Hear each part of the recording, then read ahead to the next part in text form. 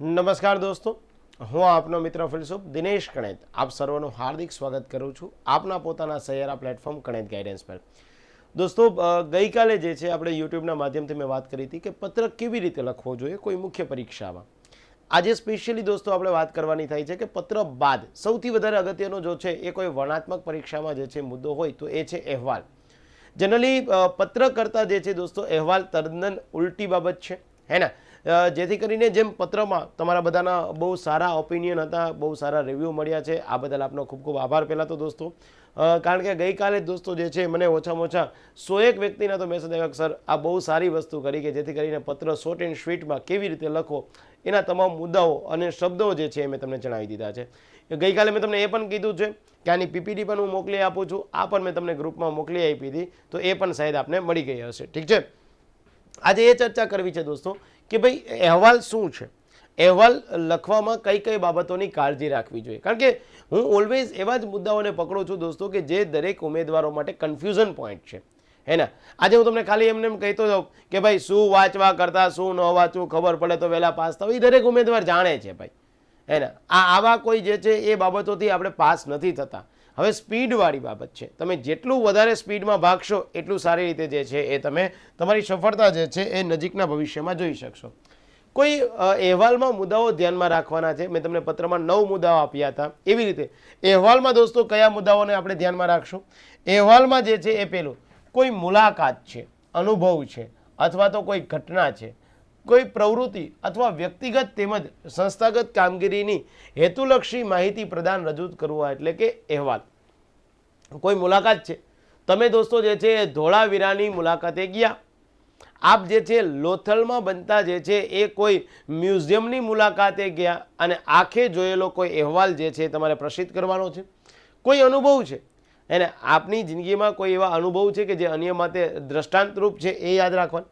કોઈ પ્રવૃત્તિ થઈ છે, મતલબ તમારી સ્કૂલ જે છે એ તમારી સ્કૂલમાં દોસ્તો જે છે એ 26મી જાન્યુઆરીનો કોઈ પ્રોગ્રામ થયો છે અને જે છે એ પ્રજાસત્તાક દિવસ અથવા તો ગણતંત્ર દિવસે જે છે એ કોઈ આયોજન થયું છે, અથવા વ્યક્તિગત અથવા તો સંસ્થાની કામગીરી, મતલબ કે કોઈ સંસ્થાએ જે છે દોસ્તો બ્લડ ડોનેશનનો કેમ્પ કર્યો અને બ્લડ ડોનેશનમાં 100 જે છે એ બોટલ જે છે એ એકઠી કરવામાં આવી છે. આવી માહિતી જે છે એને યોગ્ય રીતે યોગ્ય ભાષામાં સરકારના યોગ્ય જે છે એ પેરામીટર્સ પ્રમાણે જે છે રજૂઆત કરવી, આને શું બોલવામાં આવશે? અહેવાલ.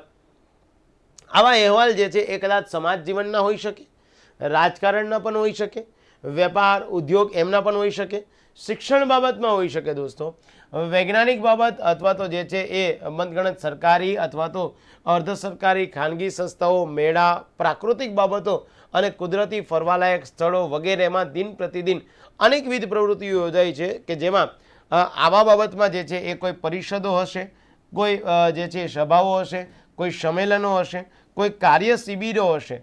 તો આ કાર્ય શિબિર જે છે અધિવેશનનો સમાવેશ થાય છે કે ભાઈ કોઈ એક પક્ષ જે છે એ પક્ષની બાબત થતી હોય, આ બાબતની ઘટનાઓ અને પ્રવૃત્તિ વિશેની વ્યવસ્થિત અને તથ્યયુક્ત માહિતી રજૂ કરવી, આને શું કહેવામાં આવશે? અહેવાલ.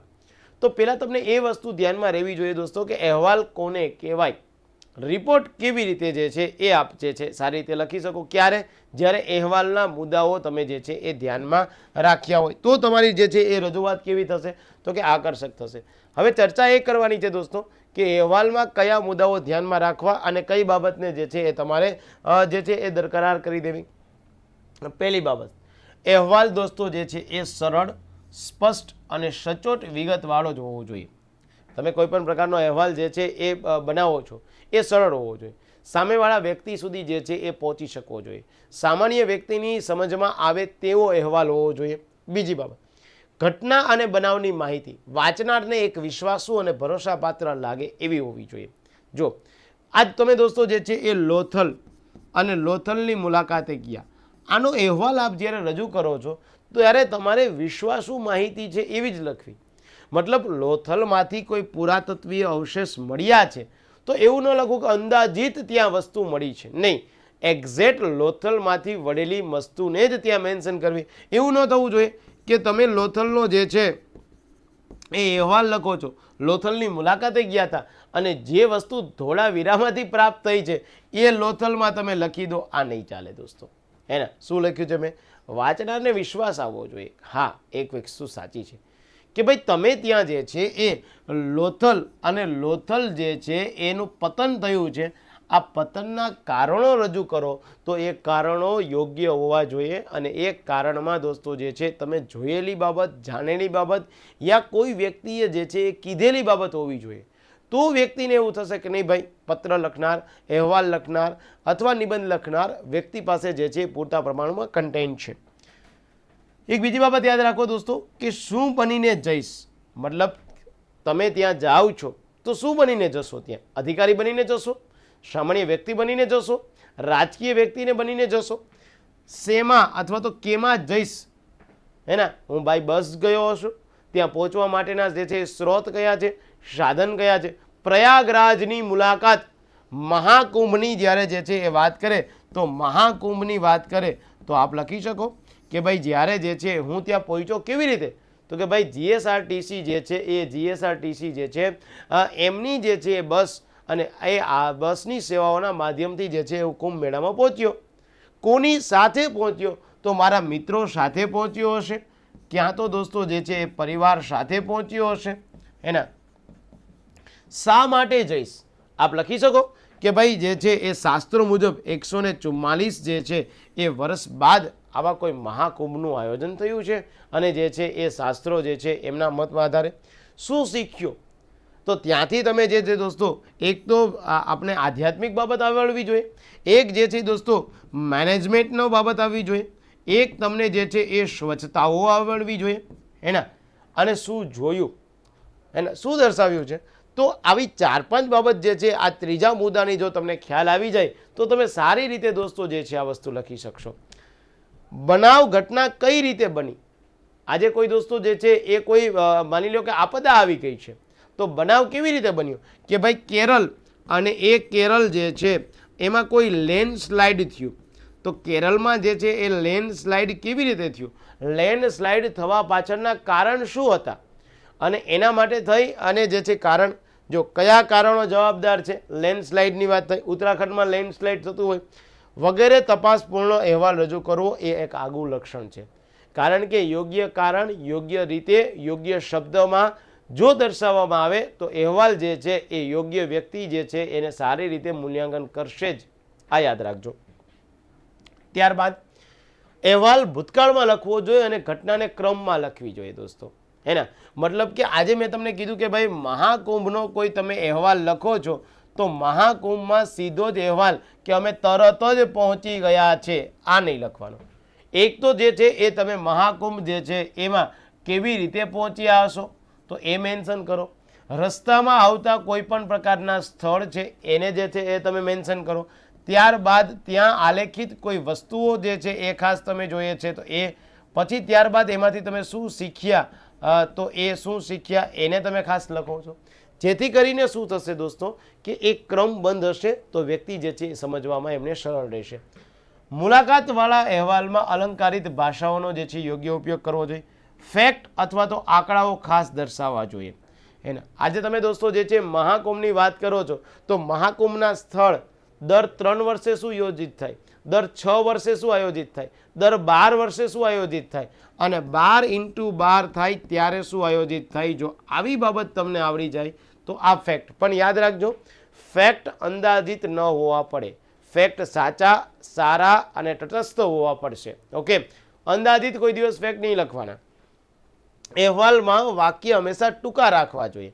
લાંબા લાંબા વાક્ય લખવા જશો તો ત્યાં પ્રશ્ન શું થશે દોસ્તો કે કદાચ કોઈક એનો જે છે એ અર્થની જગ્યાએ કદાચ બીજો અર્થ નીકળી જાય તો આપણે જે વાત વ્યક્તિ સુધી પહોંચાડવા ઈચ્છતા હોય એ વાત કદાચ આપણે ન પહોંચાડી શકીએ અને વ્યક્તિ જો એનું ખોટું અર્થઘટન કરે તો એની અસર આપણા પોતાના માર્કમાં થશે. આ ખાસ યાદ રાખવાનું કે ભાઈ આ જે છે એ બાબત ટૂંકી રાખવી અને હંમેશા જે છે એ 3-4 લાઇનનું જે છે કોઈ વાક્ય પૂરું થઈ જાય. જે તે ઘટનાની પ્રાપ્ત માહિતીમાં લખનારે પોતાને કંઈ ઉમેરવાનું હોતું નથી, તેથી અહેવાલમાં અંગત અભિપ્રાયો ટાળવા જોઈએ. આ ખાસ યાદ રાખજો કે ભાઈ તમારે અંગત નથી લખવાનું. તમારો અહેવાલ જે છે મેં તમને પહેલાં જ કહી દીધું છે કે ભૂતકાળમાં આવું કર્યું હોત તો આવું સારું થાત, નહીં, એ નથી મેન્શન કરવાનું છે. એના આવી નાની નાની બાબતો દોસ્તો તમે જે છે એ મેન્સ પરીક્ષાઓમાં જો યાદ રાખીને જાઓ, આપની મેન્સ પરીક્ષા જે છે એ પ્રિલિમ્સ કરતાં પણ સરળ થઈ જશે. જરૂરિયાત છે એવા ટોપિક, એવા પોઈન્ટની કે જે આપણે એક્ઝામના જે છે એ પર્સપેક્ટિવથી યાદ રાખવાની થાય. ઓકે, ઘટનાની પ્રાપ્ત માહિતીમાં લખનારે પોતાનું કંઈ ઉમેરવાનું હોતું નથી, તેથી અહેવાલમાં અંગત અભિપ્રાયો જે છે એને ટાળવા જોઈએ.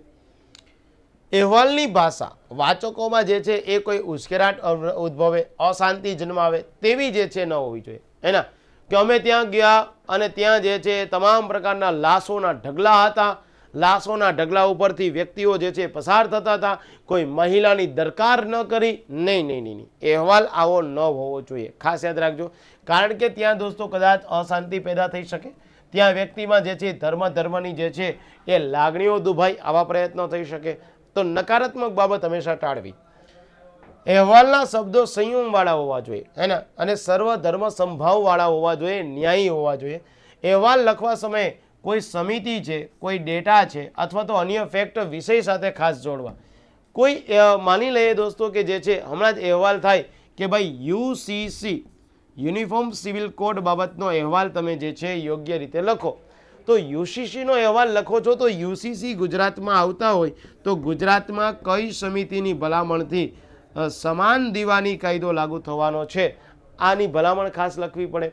અગાઉ કયા જગ્યાએ જે છે લાગુ થઈ ગઈ છે અને ત્યાં અને અત્યારની ભલામણમાં શું ફેર છે, એ આજે આપણે કહી શકીએ કે ભાઈ ઓલ્ડ પેન્શન સ્કીમ અને ન્યૂ પેન્શન સ્કીમ આ બે વચ્ચે શું તફાવત છે.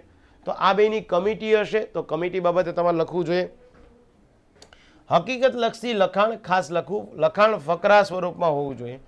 અહેવાલ સામાન્ય વ્યક્તિ તરીકે લખાયેલો હોય અને સામાન્ય શબ્દ રાખવા, અધિકારી તરીકે લખાયેલો હોય તો ઔપચારિક લખવા દોસ્તો, અને ત્યાં જે છે યોગ્ય તારણો અને આયામો જે છે લખવા જોઈએ.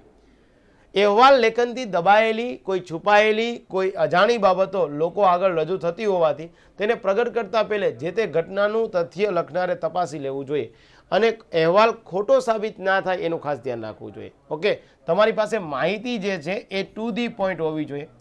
અહેવાલ લેખનમાં યથાસ્થાને જરૂરી હકીકતો, આંકડાઓ, કોઈ કોઠો, ટેબલ, અહેવાલમાં રજૂ થયેલી માહિતી ચોકસાઈભરી હોવી જોઈએ, તથ્યયુક્ત હોવી જોઈએ અને પ્રમાણભૂત બની શકવી જોઈએ. અને અહેવાલમાં હંમેશા દોસ્તો કોઈ પૂર્વગ્રહો છે, કોઈ માન્યતાઓ છે, એ માન્યતાઓ જે છે એ ન પ્રવેશે તો જ જે છે એ વસ્તુલક્ષી અહેવાલ બની શકે. અહેવાલ લેખનનો 16મો મુદ્દો ખાસ યાદ રાખવાનો. અહેવાલ લેખનમાં ઘણા બધા મુદ્દાને આવરી લેવાના હોય, જેથી કરીને જુદા જુદા પરિષદો હોય, એના મુખ્ય ગૌણ વિગતો રજૂ કરવામાં એક તો સળંગ સૂત્રતા જળવાય.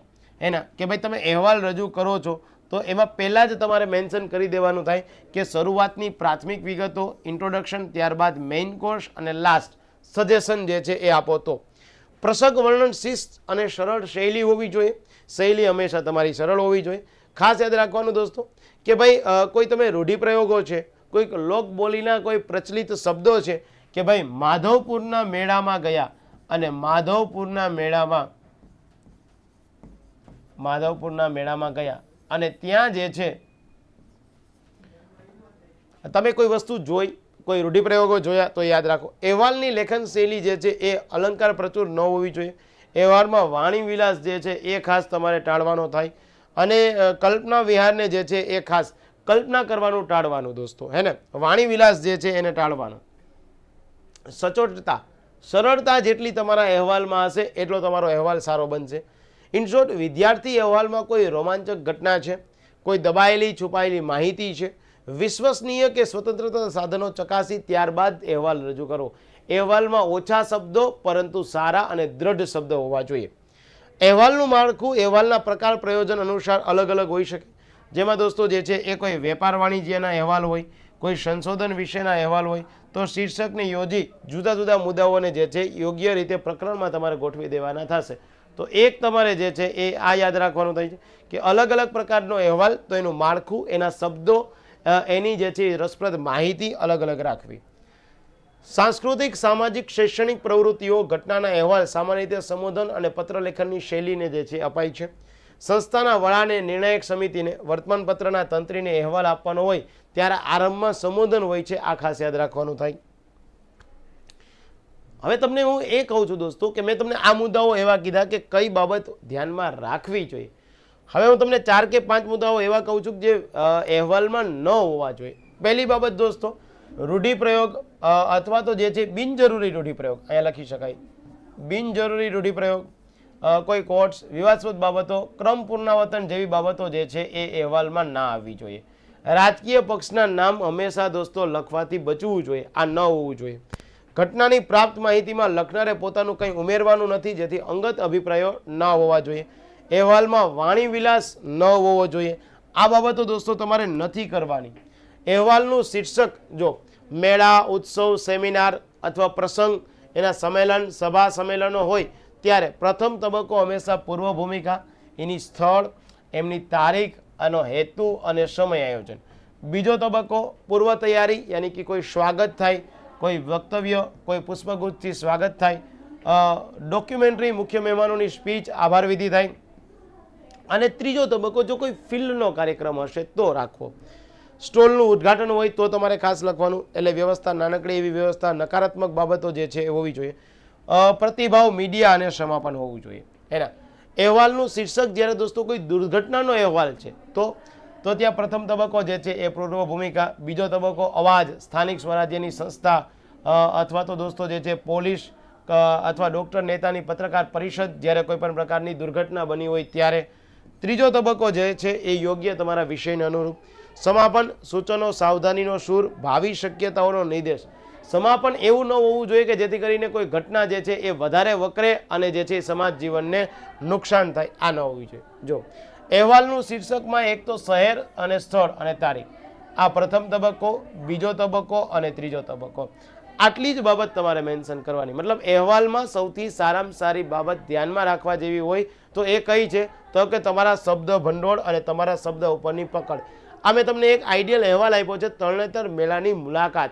તો તરણેતરના મેળાની મુલાકાતમાં દોસ્તો જે છે એ એક તો અહીંયા જે છે એ આપણે લખી દીધું છે શહેરનું નામ, ફેબ્રુઆરીની તારીખ લખી દીધી. આ આપ મેન્શન કરજો તો તમને ખ્યાલ આવશે દોસ્તો કે અહેવાલ એકચ્યુઅલમાં કેવી રીતે. આવા અહેવાલના દોસ્તો જે છે હું તમને 50 ટોપિક આપવાનો છું. 50 ટોપિક જે છે હું તમને સોલ્વ કરાવવાનો પણ છું. તો વાત એ થાય છે આપણે, યસ દોસ્તો, તો આના માટેનો એક સ્પેશિયલ કોર્સ આપણે આપણી એપ્લિકેશનમાં મૂકેલો છે. જો પીએસઆઈની આપ પ્રિપેરેશન કરો છો, એમાં જનરલ સ્ટડી અને આપણી મેન્સ પરીક્ષા બંને એક સાથે જોઈએ તો 1699માં એક કોર્સ છે. 2 મહિનામાં પરીક્ષા આવી જવાની છે.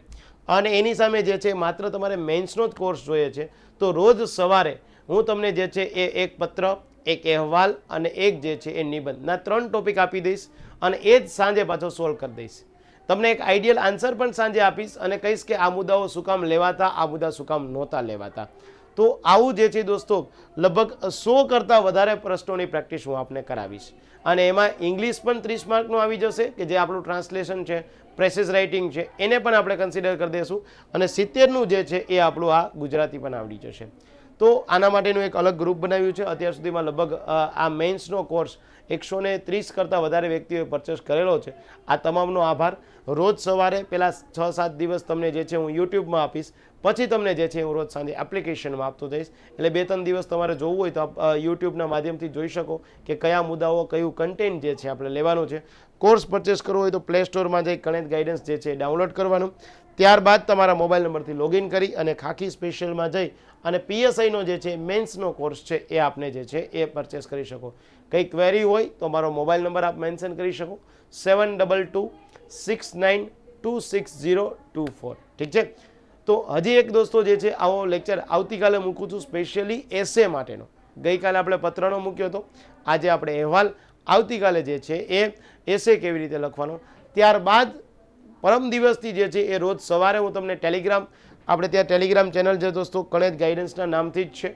એમાં પણ 18,000 થી 20,000 વ્યક્તિઓ જોડાયેલા છે. અને સ્પેશિયલી પીએસઆઈના વોટ્સઅપના ગ્રુપમાં જોડાવવું હોય તો આપ મને વોટ્સઅપમાં મેં તમને નંબર આપ્યા છે, એમાં મને એક હાઈ કરી પીએસઆઈ લખી મોકલી આપજો, આપને જોડી દઈશ. આપ તમામ લોકો પરીક્ષામાં પાસ થાવ એવી અપેક્ષા સાથે આવજો. Bye, see ya and wish you all the very best દોસ્તો. થેન્ક યુ દોસ્તો.